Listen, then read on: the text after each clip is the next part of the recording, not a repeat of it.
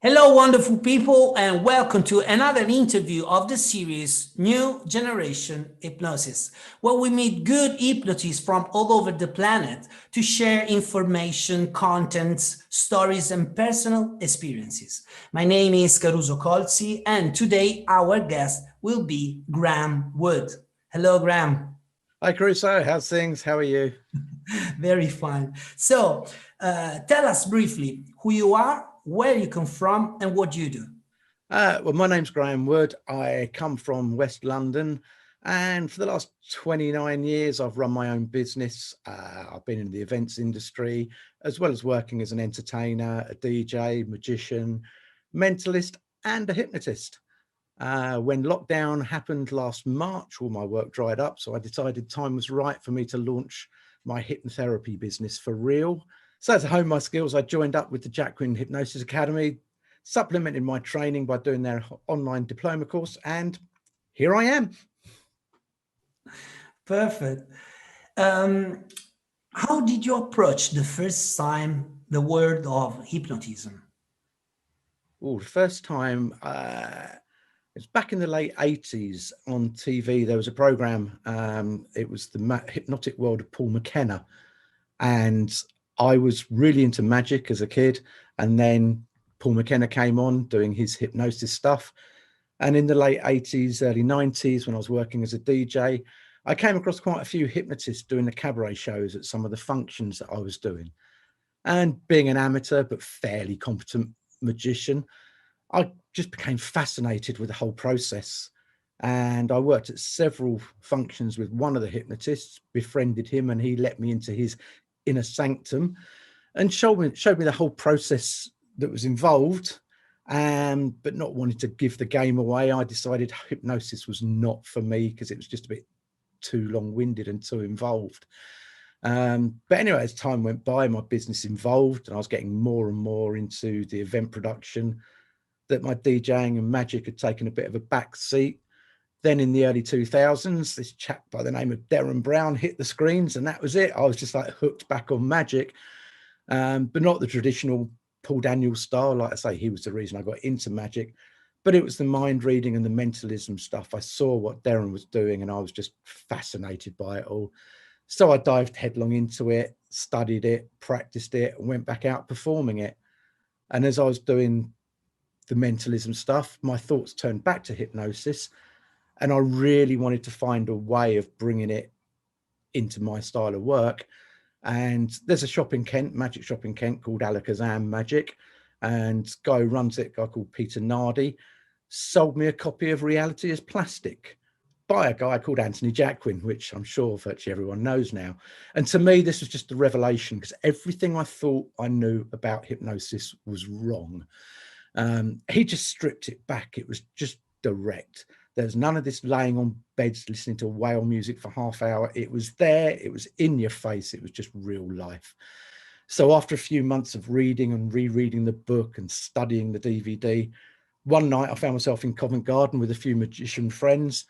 And after a few beers later, the nerves had left me and I found myself introducing myself to a group of Aussies and just said, "Hi, my name's Graeme. I'm a hypnotist. Do you guys want to experience something awesome?"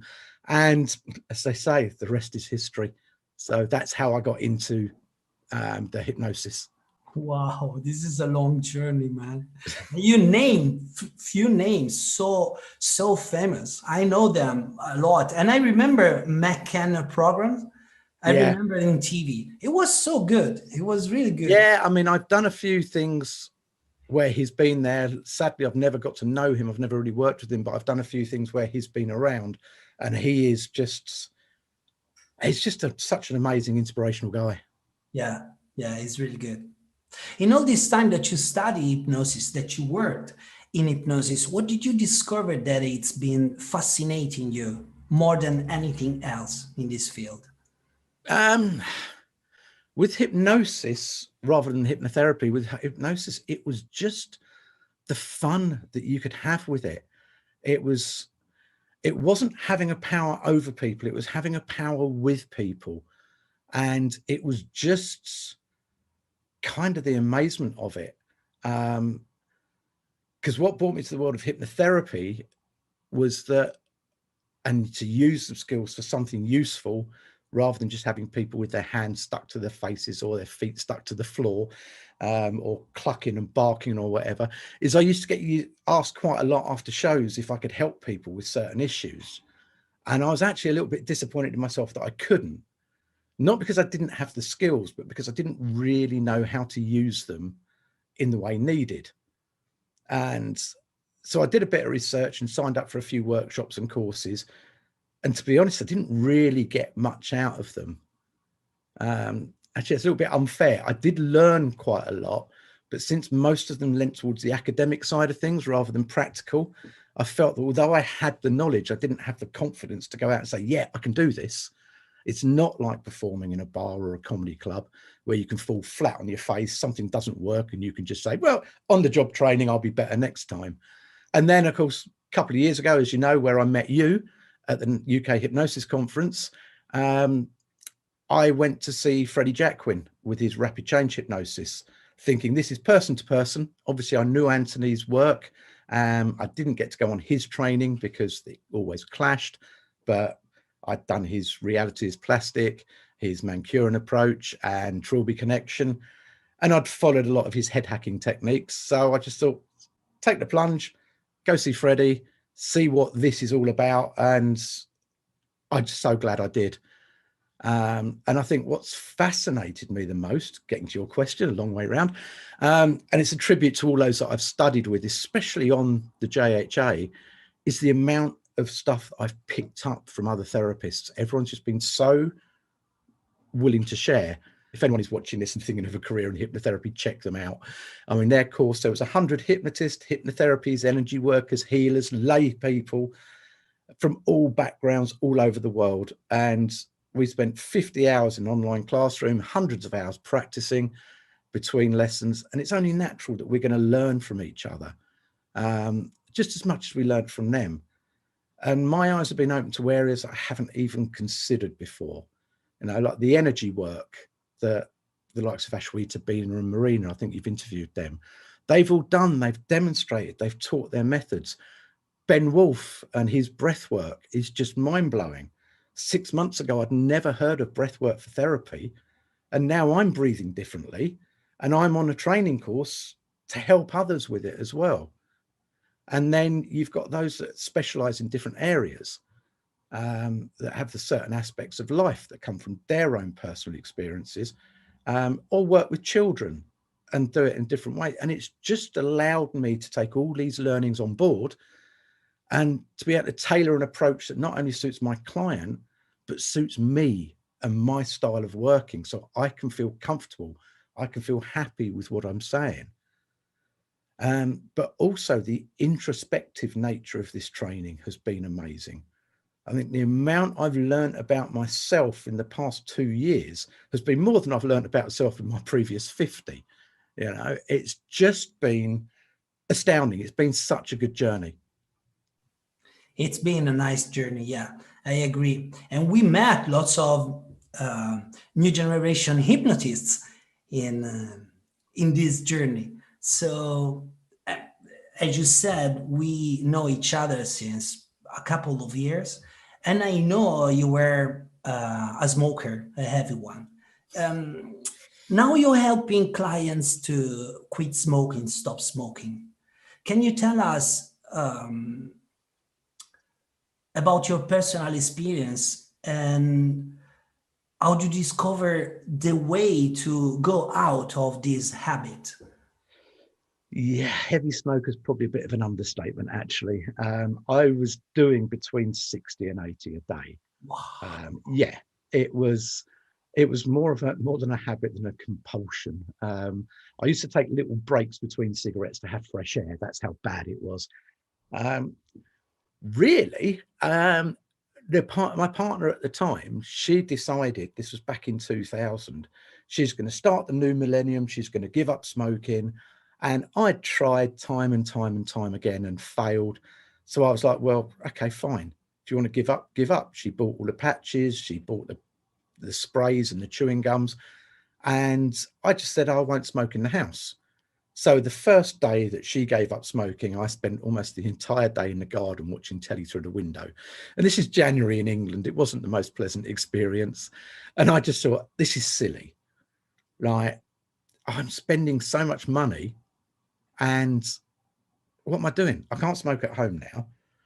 So I just sat down the next morning and thought about it. I thought, how can I smoke so much? And when am I smoking? What am I doing? How did I start? And just by breaking it all down, I realized I wasn't addicted to cigarettes. I just taught myself to smoke. Back when I was 13 and I had my first cigarette, it was disgusting. But to be cool and to stay in the gang and with my mates and everything, I forced myself to smoke enough until I got used to the taste and I wasn't coughing my guts up. And again, at school, I'd have a cigarette in the morning on the way to school. I'd have one at each break and one on the way home, and then I'd hide the packet somewhere so my parents didn't find it. And it was quite easy. Off school during half term for 2 weeks, didn't smoke. And so I just linked smoking with something. I could be in lesson all day, not want anything. The second that bell rings, I want a cigarette. The same as when I was at work. I could be in the office all day, not want a cigarette. The second I get in the car, I light one. And so I just thought, it's a habit I need to break. And so I just started to break my routine. And that's all I did. It sounds simple, and it probably was. Had I had hypnosis back then, I would have done it in one day, not 4, because I would have been able to tame the habit. I've exchanged the habit for something else. This is probably one of the very few times I haven't got anything in my hand, but I'm terrible at twiddling things in my fingers because that was my hand to mouth action with the cigarettes. I don't want a cigarette now, but my hands are always searching for something to do, but that's fine. It's normally a pen, and pens are a lot harder to light and a lot cheaper than cigarettes, so they last longer. But all I did is I just switched my daily routine around. So instead of having a cigarette when I first got up, I'd make a cup of tea and then say, I'll have a cigarette after I've had a cup of tea. Then I'll have a cigarette after I've had my shower. Then no, I'll wait till I've had my breakfast. And I just kept putting it off and off and off. And after 4 days, I'm still putting it off now. I didn't say I was going to give up. I didn't say I was going to become a non-smoker. I'm still a smoker. I just don't want one.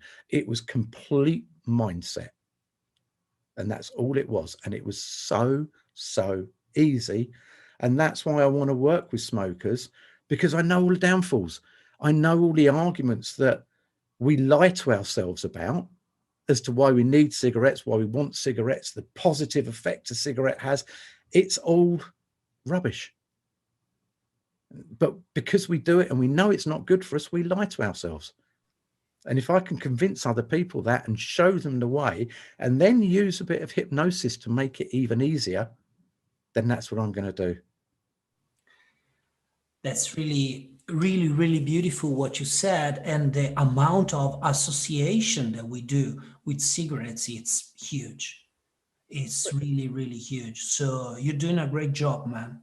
You're saving also lives, because lots of heart attacks or blood problem with pressure, it's caused by cigarettes. So you're doing a great job, Graeme. Yeah. And I mean, it's amazing. I mean, there were no side effects, except for I looked a lot younger within 2-3 weeks, I suppose. And I didn't stink as much. You don't realize how much you smell when you smoke. But it was just like, I can breathe again. I can taste food. And it was just the revelation of how easy it was. It was just that I had made so many associations with a cigarette that I just didn't need them. And I'm quite happy to sit down, and in 3 hours, I will stop the heaviest smoker from smoking if they want to. Yeah. I won't stop them. I'll lead them down the path so they know that they just don't need it. Wow, that's really great. And I know in your past you have done also, because you said it, magic, mentalism, entertainment, hypnosis. You said in Covent Garden. I was picturing you in this picture that you designed in here. So how these practices relate with what you're doing now? What are the differences? What are the similarities between the entertainment hypnosis and the hypnotherapy? Oh, good question. In some aspects, there's no differences at all.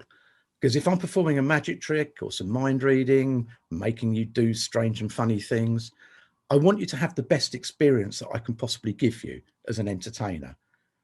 And it's the same with therapy. I want you to have the best experience you can possibly have. But what's different is the approach is totally different. When I'm performing, I'm in charge. You've got no idea what's going to happen.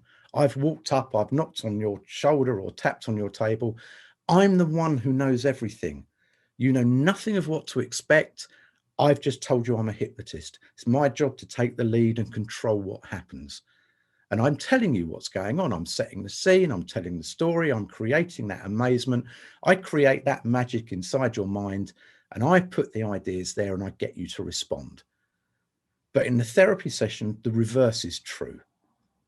So you are in charge. When you first come to see me, I have to accept that I know nothing about you or your experiences, what you're going through. The only expectation that I'll ever have is that I can and will help you. And I think as a therapist, my job is to give you the space that you need to hold that space so you can talk safely and securely, and using the time not only to communicate to me what your issue is, but sometimes to communicate to yourself as well. Because when I'm performing, I'm telling you what's happening. I'm telling you what's happening. But in the therapy room, it's like you're the performer, I'm the audience. You do the talking, you're telling me what's happening, you're in control. And I think where my entertainment background really helps in my approach to the therapy is that it allows me to be reactive to your needs. Because anyone who's gone out doing magic, doing mentalism, things sometimes don't go quite as you expect. You can have a script, but it never works. You have to react. And it's the same with this. And the experience that I've gained from years of entertainment, especially with groups of people, just helps me spot those little subtleties in clients' reaction that allow me to go with the flow. And because nothing's scripted, nothing's preconceived, it's armed me with the ability to react to your responses during the session and allow you to have the most out of it. I can see if you're in a deep space and you're doing work. I can give you that time. I can see if nothing's going on. I can guide you somewhere else. And I think also in the session, everything that happens, absolutely anything that happens, it's accepted. Absolutely everything is relevant and everything is understood and appreciated.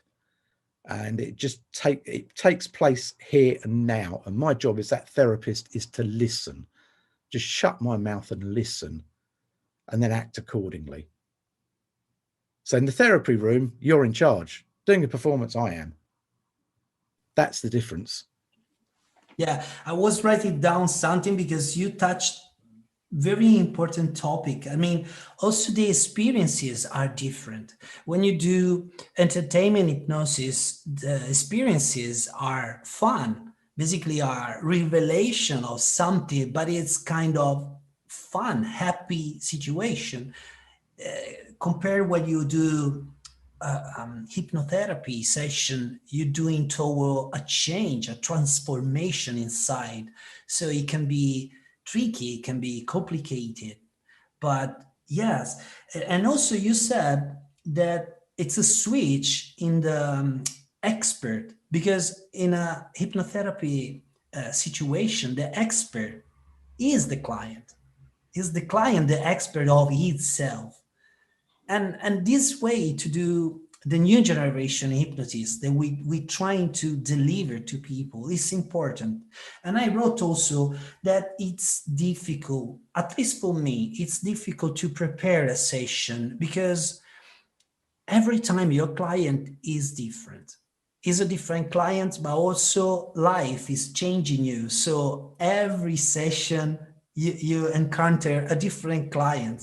Oh, And definitely. it's so good what you said. I mean, this art of improvising, Yeah, it doesn't mean you don't know what to do, but you have to adapt and relate to them.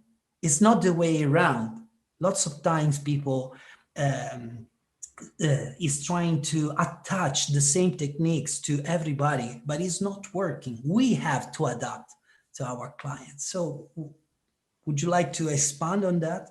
Well, definitely. I mean, like I say, I've had people in for weight loss who have had 4 sessions and we haven't even touched the issue of weight because there's a lot of other things going on beforehand.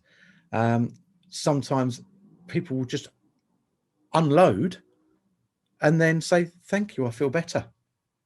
And other people will, everyone responds differently. I've had the people who have said, I don't visualize. I find it really hard to visualize, and then tell me of the most amazing things that they've seen. It's and just everybody is individual, so every session is kind of tailored. And I think certainly with the last training that we've done, where we've worked so closely with lots of other people, it's given us the tools that, okay, this approach isn't working. However, there's a more direct approach, or there's a much more subtle approach. There's a gentle approach. There's a forceful approach. It's not a one size fits all. And this has given us more tools in the toolbox. So yes, you can come and see me for a phobia. You may be scared of spiders. If I asked you now, how many methods have you got of dealing with a phobia? It's not one.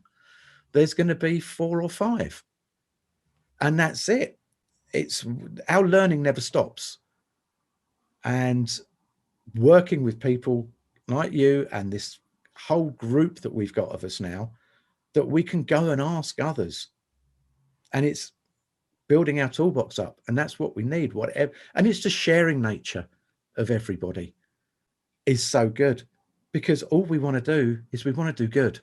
So I have to thank you so much for this interview. And I believe I'm going to interview again because you have lots and lots to share. But thank you so much for what you shared.